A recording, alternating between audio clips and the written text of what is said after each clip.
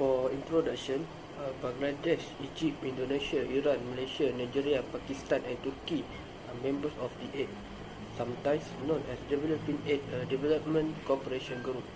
On June 15, 1997, the Istanbul Declaration of the Summit of Aid of States government officially declared the formation of the AIDS. The AIDS organization for economic cooperation goal is to strengthen member states' position in the global economy, diversify and develop new trade opportunities, increase involvement in international decision making, and rising living standards. The composition of the AIDS member reflects the fact that it is worldwide rather than a regional organization. The Organization for Economic Cooperation is a forum that has no negative influence on the member countries' bilateral and multilateral commitments as a result of their membership in other international or regional organizations.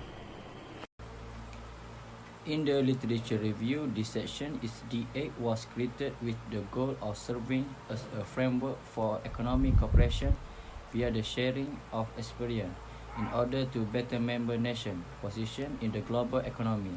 The scope of collaboration has been increased in responses to current demand in order to develop new prospects in commercial relations as well as numerous other significant industries.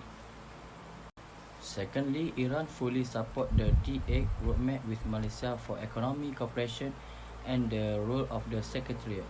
For example, establishment of investment bodies to raise funds to jointly implement projects in industry, agriculture and high technology, establishment of cooperation institution in the energy sector to optimize the potential of member countries in this sector, expanding cooperation in Islamic banking and using technical and engineering service between each other reciprocally.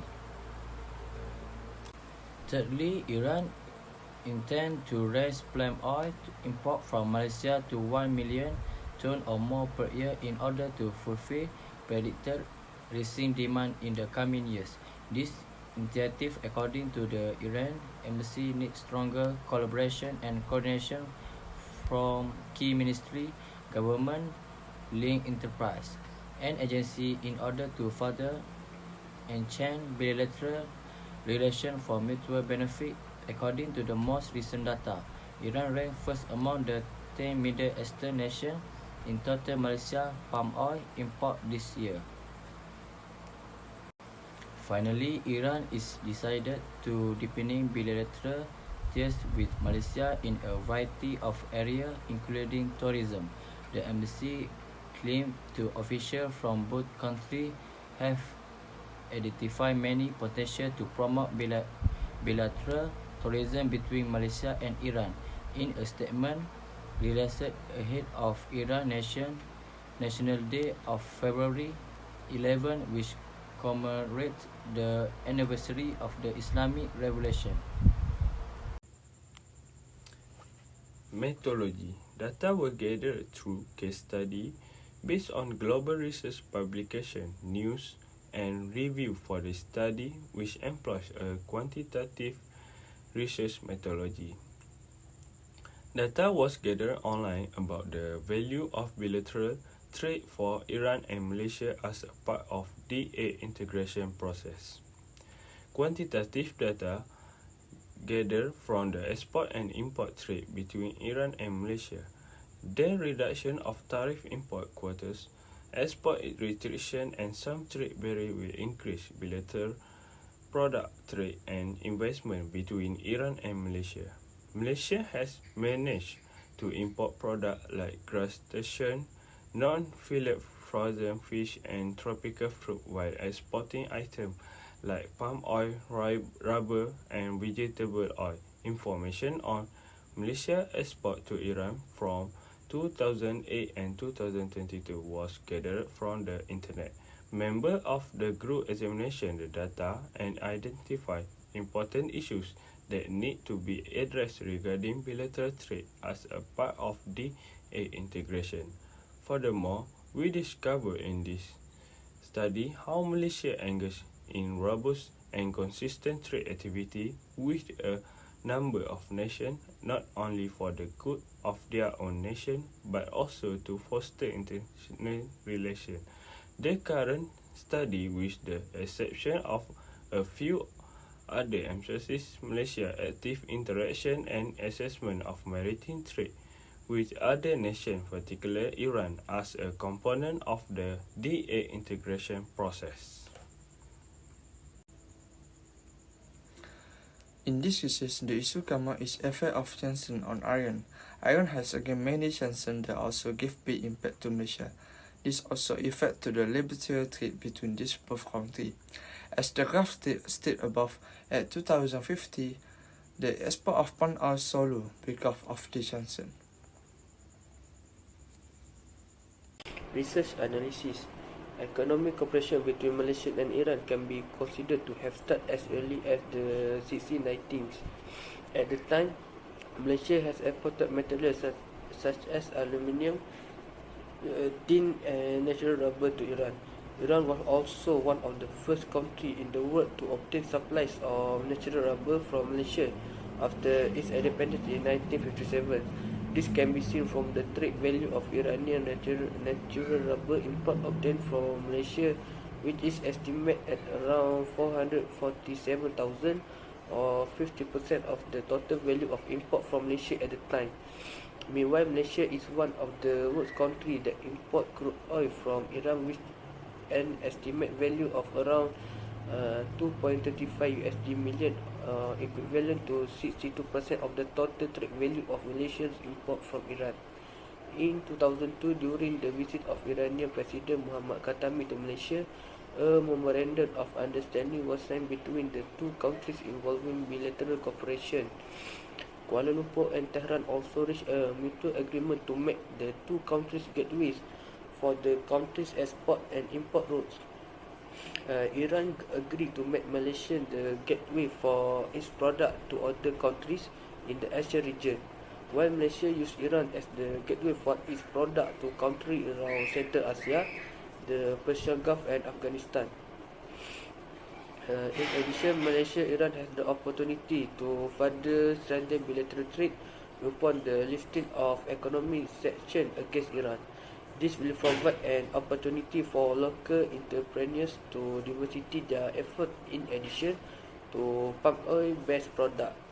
Meanwhile, Iran's ambassador to Malaysia, Marzik Afghan, said Iran was very confident that economic relations between Malaysia and Iran were expected to be stronger in the future following the lifting of trade sanctions of Iran, including an increase in existing trade volumes. Both countries can now focus on restoring relations, especially economic, political and cultural aspects. Both Iran and Malaysia are also excited and very optimistic about it. Apart from trade, the tourism sector is also having a positive effect on bilateral relations when Iran provides various forms of tourism activities such as hiking and skiing in the mountains of Alborz and Zagros. Holiday to Malaysia is also the focus of Iranian citizens due to the similar weather and environmental factors between the two countries.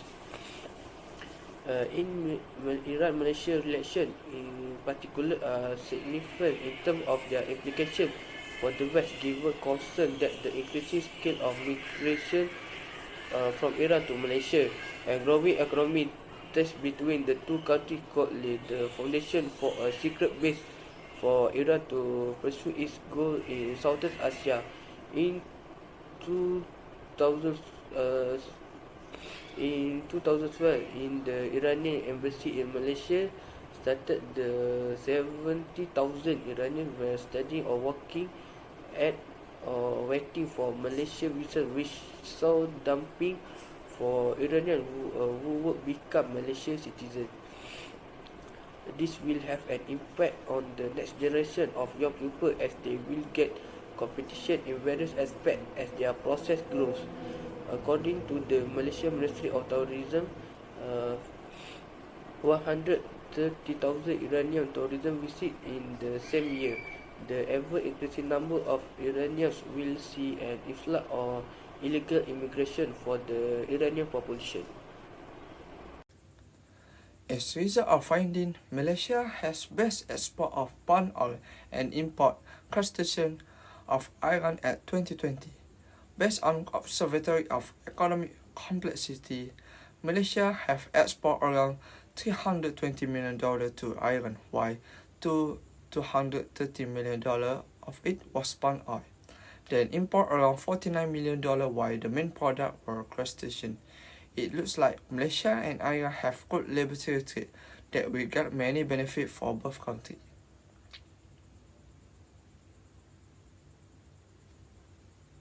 In conclusion, it is crucial for export and import to be carried out that there is bilateral trade between Malaysia and Iran. Both countries face obstacles when attempting to import and export goods to satisfy their respective market. Besides that, a collection of data on Malaysia's bilateral trade with Iran is included in this study. Our group has discussed this data and has come to understand the significance of both Malaysia and Iran's goods for both countries. Finally, to advance the nation's economic development, bilateral trade between Iran and Malaysia must be maintained. Additionally, adding maritime goods to Iran is necessary for this trade.